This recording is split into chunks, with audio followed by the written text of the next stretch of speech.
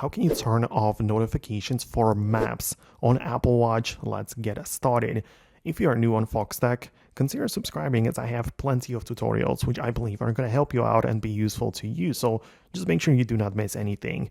Now, you can of course open up your Watch app on the iPhone and start browsing either the notification section right away, or you can scroll down and just go to the maps right here, and you have some options. So if you have the custom selection for the notifications, right, you can set it to the, you can set like different ones. But if you have the Mirror My iPhone, it will take the settings from the iPhone Maps app. So in this situation, I would recommend you to just turn in or click the custom so you have it separate from the iPhone, and perhaps click the notification off, and you will not have any kind of notifications going to your wrist in terms of the map application.